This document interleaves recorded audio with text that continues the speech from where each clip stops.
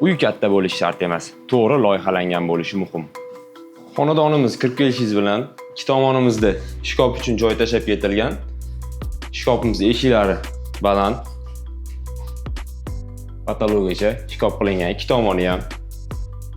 Bu tomonda kattalarning spalnisi.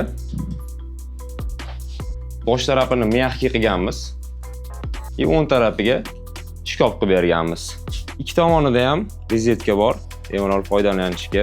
Hop, bu tomonda patologiyacha oyna qo'yganmiz. Konditsionerimizni trubasi mashitdan o'tib ketgan edi. Shuni ham apshipka qilib, ko'rinmaydigan qilib, karnizlar ham ko'rinmaydi. Bu xonamiz, detskiy xonamiz bo'ladi. Kirishingiz bilan o'ng qo'lingiz shkaf urilmasligi uchun yosh bolalarga haqiqatda teddy materialimiz yumshoq, yosh bolalarga zo'r material chiqqan. Bu xonada ham konditsioner trubasi mana shu yoqqa o'tib ketgan. Rigilni yopganmiz. Apshipka qilib, oynani ko'rayotgan bo'lsanglar, xonani uzun ko'rsatadi. Patologiyacha olib chiqqanmiz. Tagida shunaqa tortma qo'yib ketganmiz. Podsvetkalar qo'yib berganmiz. Bez ruchka. Passatseklarimiz ham bez ruchka. Har doim qishda muammo bo'ladigan bu yerda gaz yo'q. Varishniy panelimiz elektronniy. Hop, o'rtada joy tashalgan ishlash uchun.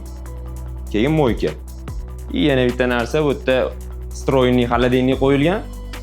Xolodilnik qidirib qolasiz oshxonada. Zonamizda qilingan ishlarimiz bu tomoniga taro berganmiz. Orqasiga LNDFdan o'zidan apshipka qilganmiz. Tegdi shunaqa foydalanish uchun. Bu tomonda sensorli podsvetka qilib berganmiz. Nurni ko'rayotgan bo'lsanglar, o'zi kamayib ko'payapti. Chorvoq darvozadagi obyektimiz sizga yoqqan bo'lsa, like, podpiska esdan chiqmasin.